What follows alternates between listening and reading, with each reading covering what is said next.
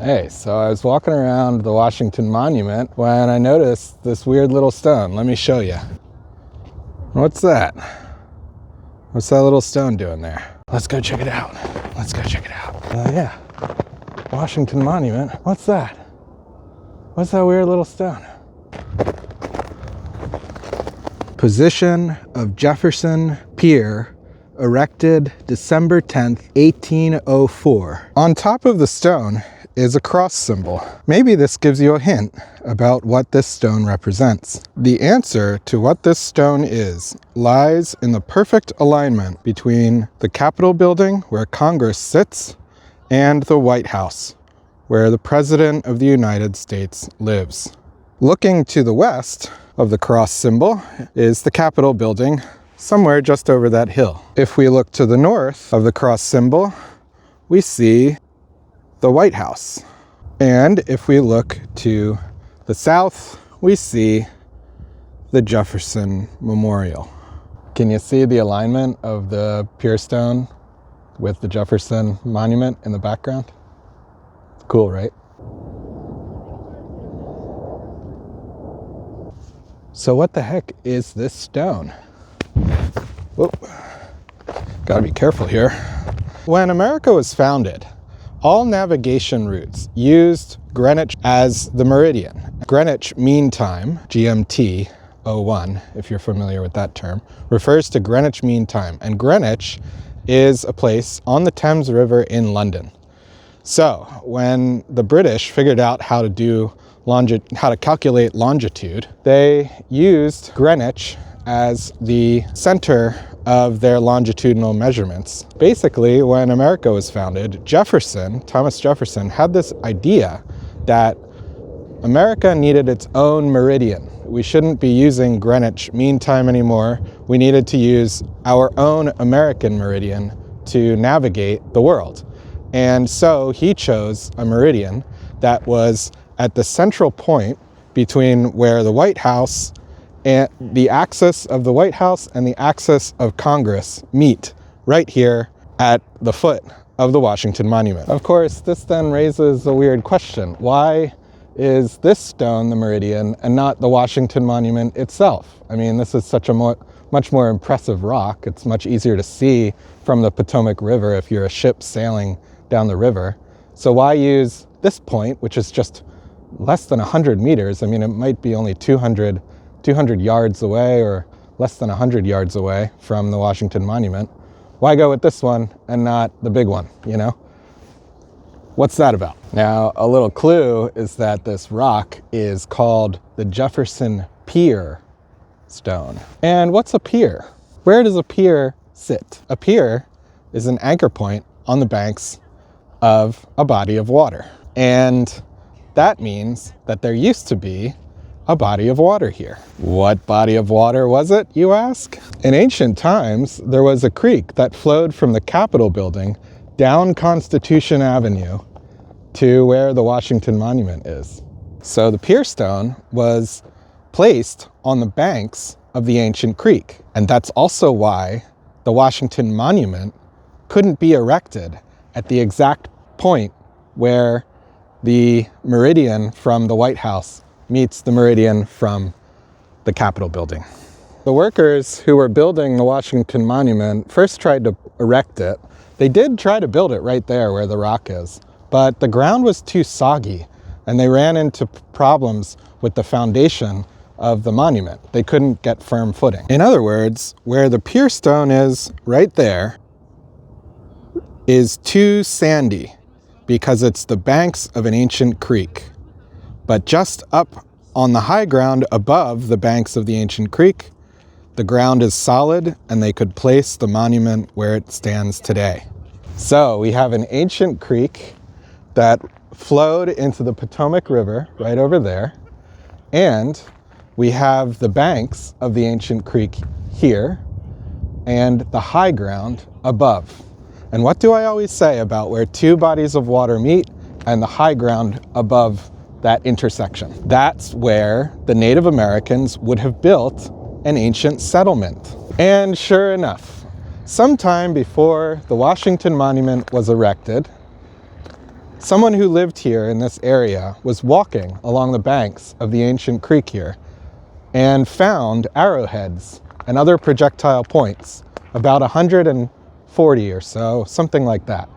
About quite a few arrowheads on the southeastern shore of the creek where the Washington Monument now sits. So, as unbelievable as it may sound, what that means is that under the Washington Monument, there most likely was some sort of Native American settlement in ancient times. Now, the artifacts that were found under the Washington Monument were dated to 7,000 years ago. So let's cut to the future and I'll show you what research we have about the site and a few pictures of the artifacts that were found here under the Washington Monument. Hey, Future Sean here. Okay, I wanted to show you the map of the lay of the land. So this is Washington, D.C. You can see the National Mall here and the White House up here. And where we're focused today is the Washington Monument. The Washington Monument is just here, and there's the Jefferson Pier stone. So I was Googling around and I found this little article from the National Park Service uncovering the history of DC's landscape. And down here it shows, it's basically a little article that I'll read a little bit of right now so you get a sense. For thousands of years, Native Americans camped along the banks of a tidal creek. After the city of Washington was established in 1790, the creek was transformed first into a canal, then a foul sewer that carried the city's waste into the Potomac River. Tiber Creek, also known as Goose Creek, drained about half of the downtown area, emptying into a broad, shallow tidal estuary. The headwaters of Tiber Creek began more than 3 miles north of the Capitol. In the downtown area, meandered west toward the Potomac, roughly following the present course of Constitution Avenue at the mouth of Tiber Creek near 17th Street. The creek was some 700 to 800 feet wide. And then it has this little note here: evidence of Native American occupation has been found throughout the city, especially along the major waterways. In the monumental core area, Native American groups would have been attracted to a tidal marsh that supported a variety of shellfish, waterfowl, crabs, and fish. Among the holdings of and then it has this little sentence. Look at this. Among the holdings of the Smithsonian Institute is a collection of 147 specimens from a location known as the Monument Grounds Archaeological Site. Artifacts in this collection indicate episodic use of the area for at least 7,000 years. So I was like, what the heck? And then it has this photo here. Look at this, of these artifacts from the Washington Monument site in the 1880s. What is that? So I wanted to find more information, so I looked around. I eventually found this document that has, it's basically saying the same thing. Native American artifacts have also been collected from the nearby grounds of the Washington Monument. The monument grounds were once located on the Potomac shoreline. During the 1880s, over 140 artifacts were collected from the site, consisting of about 50 projectile points and a few ceramic pot shards. So still not enough information, the same photograph as before, but this time in black and white. Although I did notice under the photo is this little reference to J. Cracker, okay? So I was looking around more, I found this other document about, basically it's a soil survey of the National Monument grounds. And in the soil survey, there's this, basically a little bit more information, and this name Cracker appears. Native American occupation in the downtown area around Tiber Creek has been well established despite the urban character of the modern environment. There are many artifact collections from sites in the District of Columbia that were amassed prior to the advent of modern archaeology, and as such, they typically lack specific information about their origin. Yeah, makes sense. Among the prehistoric artifact collections from the District of Columbia is an assemblage of 147 specimens from the Washington Monument grounds as recently described by Cracker 2005. So there's that reference again. This collection is apparently from the site on the south bank of Tiber Creek, although the exact origin is unknown. The collection was obtained in the 1880s and includes artifacts that indicate episodic use of the area for 7,000 years. The collection has been cataloged as archaeological site, blah, blah, blah, monument grounds. And then there's this map of the old Tiber Creek. And you can see basically somewhere right here is where the Washington Monument is. And there, the Tiber Creek came in, and up here would be where the White House is. So you have the Washington Monument, and basically these artifacts were found from the south bank of this Tiber Creek inlet. So right here, okay? And there's some other, there's another map here that's also interesting. So you can see, here's the Capitol building, and this is the old layout, the first phase of the construction of the canal, which basically the Tiber Creek became this canal that went this way, and Washington Monument is somewhere right here on the high ground above the bank of the Tiber Creek, and the Jefferson pier stone is on this bank of Tiber Creek. Okay, it's right here. So that's why it's a pier stone. So I looked down the bottom and I found this reference to Cracker James 2005 prehistory on the mall at the Washington Monument, and it can be accessed at this link, but the link is done. The link is broken. So I went to the Wayback Machine, the Internet Archive, and I found the last capture of this link was in 2007. So you can see here now is all of the information we've been looking for. So basically, what this is saying is that many archaeological surveys were done of the District of Columbia. One early students of local history included W. Hallett Phillips. His collection of artifacts recovered in the 1880s was recovered in the 1880s and is preserved at the National Museum of Natural History. It provides a record of many sites that are now extensively damaged or completely lost to urban development. Among the sites is one in the middle of the mall at the present location of the Washington Monument, about 1 kilometer west of the Museum of the American Indian. Okay, the artifacts were not recovered by controlled scientific excavation, but rather collected from the ground surface, basically explaining that most of the sites there were a lot of sites at the ground surface that would be destroyed now by modern construction. Okay, so here's a little more description. It says prehistoric activities at the site are indicated by a collection of 146 chipped stone. Now back here it says 147 specimens. So that's a little bit, so that's a discrepancy that's interesting. Okay, so 146 chipped stone artifacts and 8 pot shards. So 8 pot shards plus 146. So we're talking 154 total artifacts. So there are little discrepancies here. Chipped stone artifacts made of quartzite, white quartzite, and gray rhyolite are raw materials typical of chipped stone tools found in the district. A large part of the collection consists of flakes from the manufacture or resharpening of stone tools. The flakes are about equally divided between quartz and quartzite. There are about 2 dozen projectile points from the site. See figure 2. Okay, so that's this photograph here, and then and 3, and so this photograph, which is also interesting. Chipped points forms change through time, and styles of the points recovered provide an occupation history for the monument site. The earliest form present has a bifurcate base, a style that in the region dates to 7,000 years before present, 7,000 BP. 7,000, wow. A variety of other stemmed and shallow notched forms date from a few thousand years of prehistory. The latest occupation is represented by a couple of triangular arrow points that come into use about 900 AD, or perhaps slightly earlier. These tools indicate that the site was used as one would expect when the tidewater marsh existed next to the site. A few ceramic sherds present are thin with an admixture of sand and crushed quartz. Okay, the type is called the Potomac Creek ware, common in late prehistory after AD 1300. Evidence of occupation in late prehistory after the time that maize cultivation became a significant subsistence activity is rather scant compared to some locations not far away.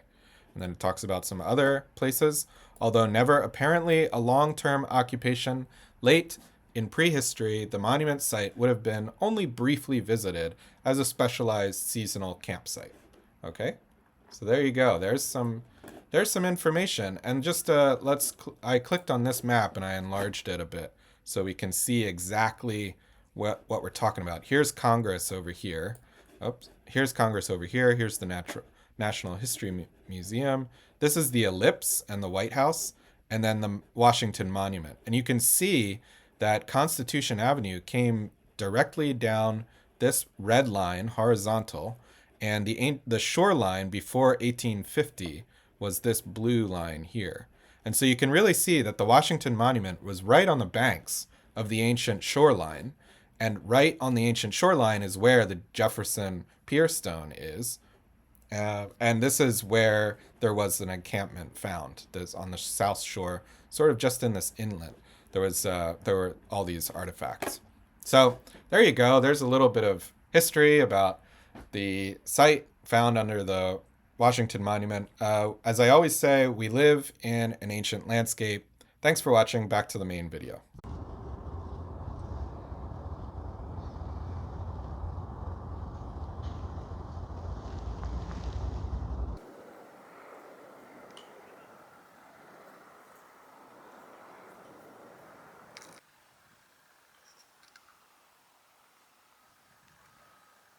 You know, how many people in Washington, D.C. even know that there was a Native American site under where the Washington Monument is now?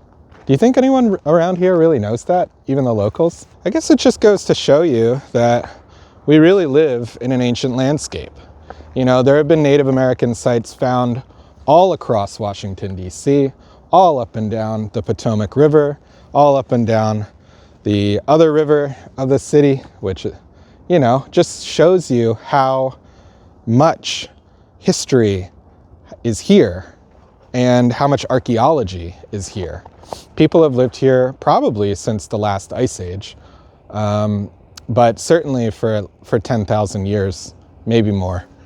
And yeah, if you know where to look, you can still see it in the city landscape, even though everything has been graded and, you know, filled in and dug up and churned around. The ancient landscape, especially on the National Mall here, is hard to see. But if you know what you're looking for, you can still pick out the remnants of ancient creeks, old hills, and the landscape that the Native Americans lived on for thousands of years. So just shows you we live in an ancient landscape. You know, I can say that 1,000 times because it's true. We live in an ancient landscape.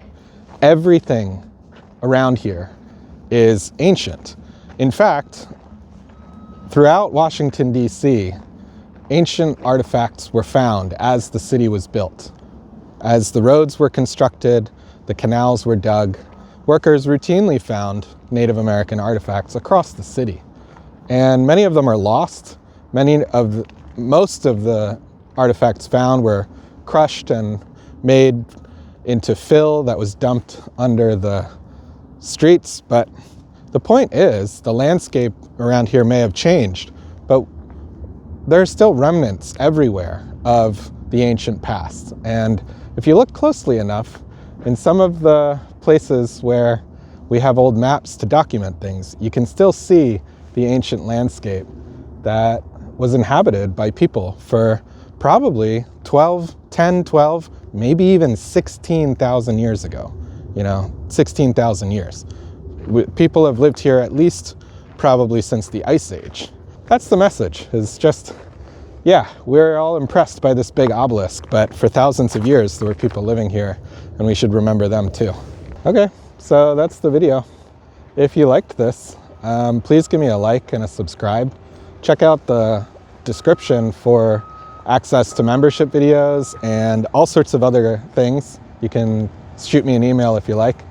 I'll be doing videos like this about once a week.